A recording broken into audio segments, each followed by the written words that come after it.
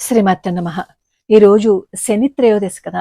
ఎంతమంది శివాలయానికి గాని, లేదు అంటే విష్ణు ఆలయానికి గాని, లేదు అంటే ఆంజనేయ స్వామి వారి ఆలయానికి గాని వెళ్ళి అక్కడ అర్చన చేయించుకున్నారో, అభిషేకం చేయించుకున్నారో, కనీసం దేవాలయానికి వెళ్ళారో నాకు కామెంట్లో చెప్పండి. ఒకవేళ ఇవేం చేయలేదండి, ఇంకా మాకు ఇంట్లో పనులు అవి తెవనలేదు, ఇంట్లో పిల్లల్ని స్కూల్కి పంపించాలి అని అనుకుంటున్నారా, అయితే కనీసం ఒక్కసారి ఈరోజు ఆంజనేయ స్వామి వారిని తలుచుకుంటూ కామెంట్లో ఒక్కసారి ఆయన్ని స్మరణ చేసుకుని వీడియోలోకి వెళ్ళిపోతాం.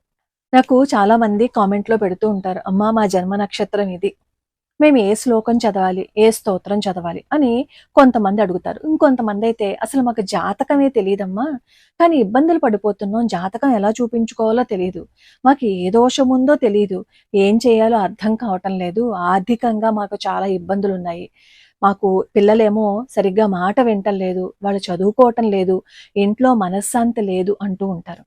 వీటన్నిటికీ ఒకటే పరిష్కారం, చాలా అద్భుతమైన పరిష్కారం. అలాగే ఏ నక్షత్రం వాళ్ళు, ఒకవేళ నక్షత్రం తెలిస్తే ఏ నక్షత్రం వాళ్ళు ఏ శ్లోకాన్ని నిత్యం పారాయణ చేస్తే ఇంట్లో ఇబ్బందులన్నింటినీ దూరం చేసుకోవచ్చు అనేది ఈ వీడియోలో మనం తెలుసుకుందాం. వీడియో ఎక్కడ స్కిప్ చేయకుండా వింటే అర్థం అవుతుంది. ఎందుకంటే నేను వీడియోలో చెప్పిన విషయాలే మళ్ళీ కామెంట్లో అడుగుతూ ఉంటారు. సరే, నేను ప్రతిసారి వీడియోస్లో చెప్తూనే ఉంటాను. పొద్దున్నేమో విష్ణు సహస్రనామ స్తోత్రము, సాయంత్రమేమో శివ సహస్రనామ స్తోత్రము చేస్తూ ప్రతిరోజు సర్వమంగళ అమ్మవారి అష్టోత్తరం చదువుతూ మాస శివరాత్రికి అభిషేకం చేయించుకోండి. ఇలా కొన్ని నెలల పాటు చేయండి. చేస్తే మనకే తెలియకుండా మన జీవితంలో మనం ఏవైతే ఇబ్బందులు పడుతున్నామో ఆ ఇబ్బందులన్నిటికీ ఒక మార్గం కనబడుతుందన్నమాట. అవన్నీ తొలగిపోవడానికి శాశ్వత పరిష్కారం మనకి దొరికేస్తుంది. అయితే ఈ శివ సహస్రనామ స్తోత్రం కానీ విష్ణు సహస్రనామ స్తోత్రం కానీ చదవకుండా ఏం చెప్తారు అంటే, మేము మాస శివరాత్రికి ద్రవ్యాన్ని పంపించేస్తున్నాం, ద్రవ్యమును కూడా అనరు, మేము పే చేస్తున్నాం, మేము డొనేట్ చేస్తున్నాము అంటారు. ముందు మనం మన మనసులో ఉన్న భావనని మార్చుకోవాలి. డొనేట్ చేయడానికి, పే చేయడానికి మనం ఎవరని చెప్పండి, ఇదంతా ఇచ్చింది పరమేశ్వరుడే కదా, ఆయన ఇచ్చిన దాన్ని మళ్ళీ ఆయనకే సమర్పణ చేసుకుంటున్నాము అనే భావనతో మనం ఎప్పుడైనా ఏదైనా చెయ్యాలి.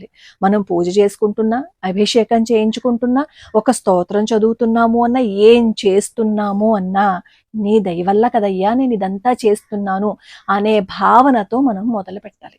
అలా మొదలుపెట్టి అలా నిత్యం చేస్తూ ఉంటే మనకి తెలియకుండా మన జీవితాల్లోనే అద్భుతాలే జరుగుతాయని నేను చెప్తానైతే. అయితే విష్ణు సహస్రనామ స్తోత్రం పొద్దున్నే ఒకసారి విష్ణు సహస్రనామ స్తోత్రం చదవండి. అప్పుడు మీరు అంటారు, మేము రికార్డింగ్ వినొచ్చా అని. రికార్డింగ్ విని చేస్తే దానివల్ల పెద్దగా ఏం ఉపయోగం ఉండదు. అంటే రికార్డింగ్ పెట్టేసుకుని మనం స్వామివారికి పూజ చేస్తే.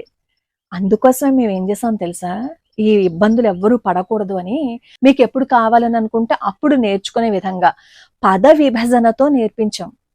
విష్ణు సహస్రనామ స్తోత్రము నేర్పించాం, శివ సహస్రనామ స్తోత్రం కూడా మేము నేర్పించాం. ఎందుకంటే ఎవరు ఇబ్బంది పడకూడదు, అయ్యో మాకు ఇది రాలేదు అని బాధపడకూడదని ఉద్దేశంతో మేము నేర్పించాం అనమాట. ఒకసారి మీరు ఆ వీడియోస్ పెట్టుకున్నారు అని అనుకోండి, మీకు చాలా క్లియర్గా వచ్చేస్తుంది. ఒక 2-3 నెలలు కష్టపడండి అది చూసి నేర్చుకోవడానికి. ఆ తర్వాత నుంచి ఒకవేళ మీకు తప్పులు పోతాయేమో అని అనుకుంటే మేము పాడిన రికార్డింగ్ పక్కన పెట్టుకుని దాంతో పాటుగా మీరు చదవండి. అందుకే శివ సహస్రనామ స్తోత్రము, విష్ణు సహస్రనామ స్తోత్రము, లక్ష్మీ సహస్రనామ స్తోత్రము, లలితా సహస్రనామ స్తోత్రము, ఆదిత్య హృదయము, తిరుప్పావై, ఇలా ఎన్నో స్తోత్రాలు, శ్లోకాలు పద విభజనతో నేర్పించాం అనమాట. సరే, ఇప్పుడు విష్ణు సహస్రనామ స్తోత్రం ఏ నక్షత్రం వాళ్ళు ఏ శ్లోకాన్ని చదవాలి అనేది తెలుసుకుందాం. ఇప్పుడు అశ్విని నక్షత్రం ఉందనుకోండి, అశ్విని నక్షత్రంలో 4 పాదాలు ఉంటాయి. మొత్తం విష్ణు సహస్రనామ స్తోత్రంలో 108 శ్లోకాలు ఉంటాయి. ఎన్ని నక్షత్రాలు? 27 నక్షత్రాలు. ఒక్కొక్క నక్షత్రానికి 4 పాదాలు. 27 × 4 ఎంత? 108 అనమాట. అలా ఒక్కొక్క నక్షత్రం వాళ్ళు ఒక్కొక్క పాదానికి ఒక్కొక్క శ్లోకం చప్పున చదువుకుంటూ వెళ్తే మన జీవితంలో అద్భుతమే జరుగుతుంది. కాకపోతే ఎలా చదవాలి అంటే, పొద్దున్నే విష్ణు సహస్రనామ స్తోత్రం చెయ్యండి. చదివి ఇప్పుడు అశ్విని నక్షత్రం ఉందనుకోండి, అశ్విని నక్షత్రంలో 4 పాదాలు ఉంటాయి కదా.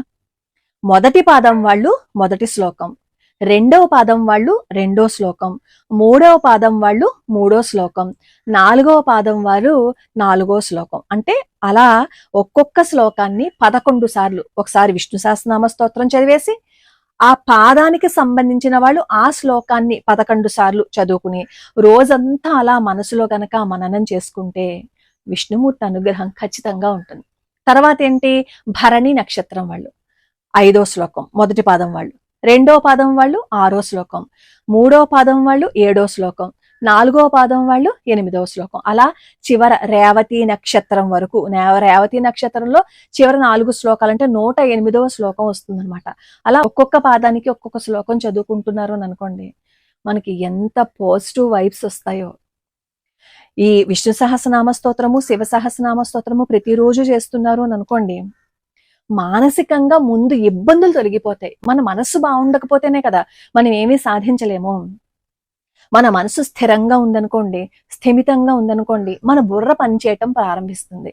ఎప్పుడైతే మన బుర్ర పనిచేయటం ప్రారంభించిందో మనం ఎక్కడికి వెళ్ళినా మనకి విజయమే తప్ప అపజయము అనేది ఉండదు.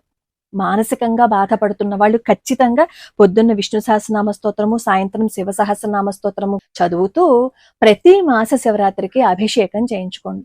ఎవరైనా అభిషేకం చేయించుకోవాలని అనుకుంటే మీ ఊళ్ళో శివాలయాల్లో ఉంటే చేయించుకోవచ్చు. లేదు అంటే తాడేపల్లిగూడెంలో శంకర మఠం ఉంది కదా, అక్కడ రుద్రయంత్రం కింద స్ఫటికలింగం ఉందన్నమాట. రుద్రయంత్రం కింద ఉన్న స్ఫటికలింగానికి ఒకసారి అభిషేకం చేయించుకుంటే 1000 సార్లు అభిషేకం చేసిన ఫలితం వస్తుంది. కాబట్టి నేను అన్ని సార్లు చెప్తూ ఉంటాను. ఆ వివరాలు, అభిషేకం గురించి వివరాలన్నీ నేను కమ్యూనిటీ పోస్ట్ లో పెడుతూ ఉంటాను. అలాగే మీరు ఒకవేళ అభిషేకం చేయించుకోవాలి అని అనుకున్నా, ఈ ముముక్షు భవనానికి సంబంధించి ఏవైనా చేయాలి అని అనుకున్నా, వైశాఖి యాప్ ను డౌన్లోడ్ చేసుకుంటే మీకు వెంటనే రిషీట్ వచ్చేస్తుంది. సరే, మరి విష్ణు సహస్రనామ స్తోత్రము, శివ సహస్రనామ స్తోత్రము చెయ్యాలి అంటే బాగా సమయం తీసుకుంటుంది కదా అని అడుగుతారు. ఖచ్చితంగా ఈ మాట అడుగుతారు. మనకు వచ్చిన కష్టం ముందు, మనకు వచ్చిన బాధ ముందు ఈ సమయాన్ని కూడా మనం లెక్కించుకుంటామా చెప్పండి? ఒక్క 20 నిమిషాలు పొద్దున్న, ఒక్క 20 నిమిషాలు సాయంత్రం మనం ఆ మాత్రం భగవంతుడి ముందు కూర్చుని మన బాధని చెప్పుకోలేమా? ఆ స్తోత్రాలు అవి చదువుతున్నామంటే ఆయన కోసం చదవట్లేదు కదా, మన బాధని మన కష్టాన్ని పోగొట్టుకోవటం కోసం చదువుతాం. ఆ 108 నామాలలో ఒక్కొక్కటి పట్టుకుంటే ఒక్కొక్క కష్టం తీరిపోతుంది. అలాంటిది ప్రతి నిత్యం విష్ణు సహస్రనామ స్తోత్రం చదివామనుకోండి, ఆయన అనుగ్రహం ఉండదా? కాకపోతే మనం చదవాల్సింది ఏంటంటే మనస్సుతో చదవాలి. మనసుతో ఎలా చదువుతామండి అంటారేమో, ముందు పెదాలతో చదవడం నేర్చుకోండి, ఆ తర్వాత మనసుతో చదవడం వచ్చేస్తుంది. ముందు మన ప్రయత్నం చేయాలి కదా, మన ప్రయత్నం చేస్తేనే కదా ఏదైనా మనం సక్సెస్ అవ్వగలుగుతాం.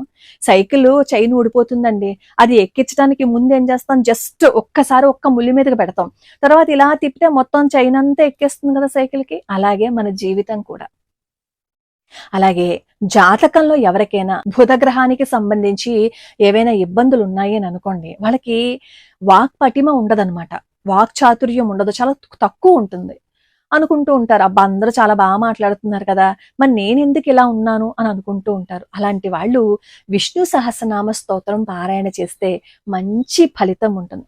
పరమాచార్య స్వామి వారు ఆయన దగ్గరికి ఎవరైనా వచ్చినప్పుడు విష్ణు సహస్రనామ స్తోత్రం పారాయణ చేయమనేవారు. ఎవరికైనా చదువుకు సంబంధించి ఏవైనా ఇబ్బందులున్నా, వాళ్ళు సరిగ్గా మాట్లాడలేకపోతున్నా విష్ణు సహస్రనామ స్తోత్రం గురించి చెప్తూ ఉండేవారు. అలాగే పరమాచార్య స్వామి వారికి జ్వరం వచ్చిందని అనుకోండి, చుట్టూతా వేద పండితులను కూర్చోపెట్టి విష్ణు సహస్రనామ స్తోత్రం పారాయణ చేయించేవారు. అలాగే ఆడవాళ్ళకి గర్భానికి సంబంధించిన ఏవైనా ఇబ్బందులు ఉంటే వైద్యం తీసుకుంటూ విష్ణు సహస్రనామ స్తోత్రం గనక తప్పు లేకుండా చదివితే ఆ గర్భానికి సంబంధించిన కొన్ని ఇబ్బందులు పోతాయట. ఎలా పోతాయండి మీరు మరీ చెప్తారు, స్తోత్రాలకు ఏమైనా రోగాలు పోతాయా అంటారేమో. ప్రతి అక్షరం మనం ఆ నుంచి చివరి వరకు ప్రాణాక్షరాలతో సహా కరెక్ట్ గా చదివాము అని అనుకోండి, అది ప్రాణాయామం అనమాట. ఈ విష్ణు సహస్రనామ స్తోత్రంలో ఒత్తులు అవన్నీ ఉంటాయి కదా, కరెక్ట్ గా ఉచ్చారణ చేశాము అని అనుకోండి, ప్రాణాయామం జరిగినట్లు. ప్రాణాయామం జరిగిందనుకోండి మన శరీరంలో ఏమవుతుంది, ఇబ్బందులు తొలగిపోవా? అందుకే ఏ స్తోత్రమైనా శ్లోకమైనా విని కాదు మీరు చెయ్యాల్సింది, మీ అంతటి మీరు నేర్చుకుని చెయ్యండి అని చెప్పేది నేను. అందుకే కారణం, మీరు వినేశారనుకోండి, నా రికార్డింగ్ పెట్టేసి చేసేసుకోండి అని అంటే హాయిగా నాకు కూడా డబ్బులు వచ్చేస్తాయి. కానీ నా ఉద్దేశం అది కాదు. మేము అందులో వ్యూస్ ఎక్కువగా లేకపోయినా సరే మేము ఎందుకు వీడియోస్ అన్ని అప్లోడ్ చేస్తాము అంటే నేర్చుకోవాలి, ఎవరికైనా ఒక్కరికైనా ఉపయోగం ఉండాలి అనే తపన అనమాట. కాబట్టి ఈ ప్రయత్నం చేసి చూడండి. చేస్తే శాశ్వత పరిష్కారం దొరుకుతుంది మనకి ఏ సమస్యకైనా సరే. మనం ఏదైనా సహాయం కావాలి అంటే మన స్నేహితుల దగ్గరికి వెళ్ళి కొంచెం ఈ సహాయం చేసి పెడతావా అని అడుగుతాం. ఏంటి, వాళ్ళు చేస్తారో చెయ్యరో తెలియకపోయినా వాళ్ళ దగ్గరికి వెళ్ళి అడుగుతాం. అలాంటిది భగవంతుడి కాళ్ళు పట్టుకుంటే ఆయన సహాయం చేయరంటారా?